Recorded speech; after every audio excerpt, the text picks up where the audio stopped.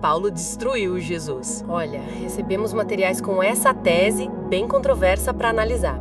A ideia de que o apóstolo Paulo teria, na verdade, distorcido ou até mesmo destruído a mensagem original da figura central do cristianismo. O ponto central desse material, o TDJ, como chamam, é que a figura histórica original não se chamava Jesus. O nome seria Gemanu. E o texto acusa diretamente Saulo, que depois virou Paulo de Tarso, de ter assim perversamente trocado o nome para Jesus Cristo. É pesado, né? É bem pesado. E essa acusação vem com uma motivação alegada muito específica, segundo o TDJ, claro. O texto faz uma conexão do título Cristo, ou Isus Christus, com rituais pagãos da época.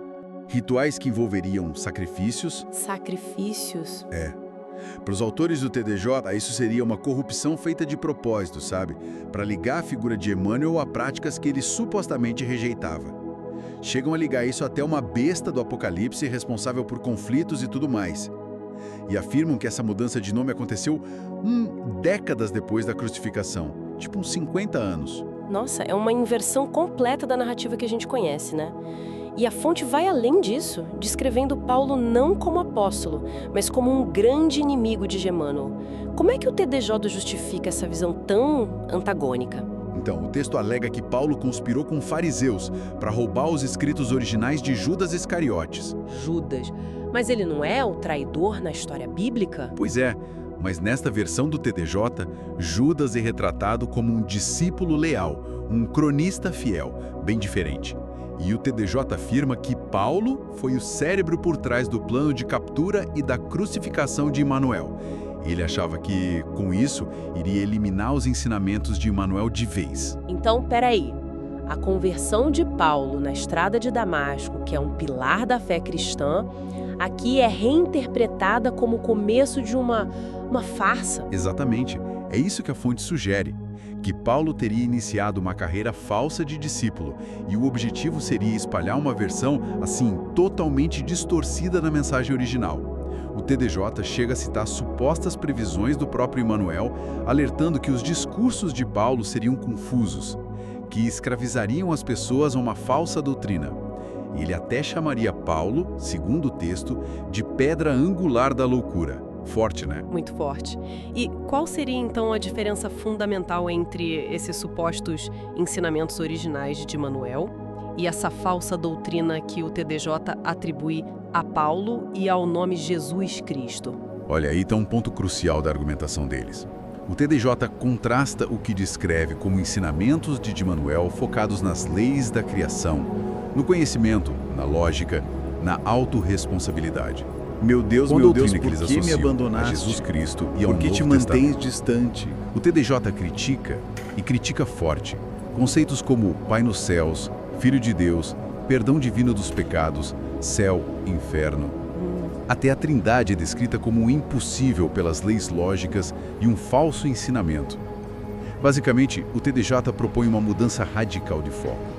Sai a fé e a graça, entra a lógica e o conhecimento, como caminho espiritual. É uma reinterpretação drástica, realmente. Mas como é que essa visão se compara com outras fontes sobre o cristianismo primitivo? Você mencionou que o TDJ é controversial. Sim, é fundamental contextualizar isso, né? Essa visão é extremamente específica do Talmud de Emanuel. Outras fontes importantes. Bom, os textos do Novo Testamento canônico, por exemplo. Ou mesmo os diversos escritos encontrados na biblioteca de Nag Hammadi. Aqueles textos gnósticos descobertos no Egito? Esses mesmos. Eles apresentam um quadro bem diferente.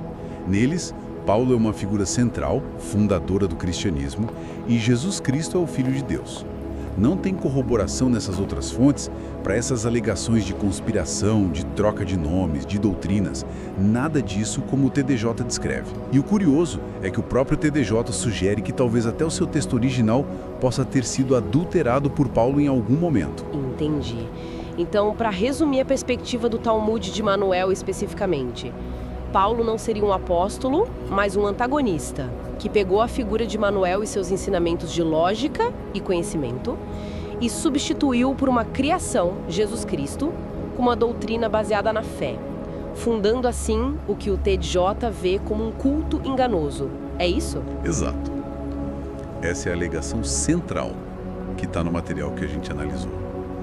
E se a gente levar essa premissa a sério, só como um exercício de pensamento baseados nessa fonte específica, né, ela levanta uma questão bem impactante. Que seria? Bom, considerando o peso enorme dos escritos de Paulo na formação do Novo Testamento, da teologia cristã toda, quais seriam as consequências para a estrutura inteira da fé cristã se uma de suas figuras fundadoras mais importantes fosse, na verdade, alguém que subverteu a mensagem original? É algo que essa fonte, com toda a sua controvérsia, nos deixa para pensar, né? Sobre história, fontes, interpretação.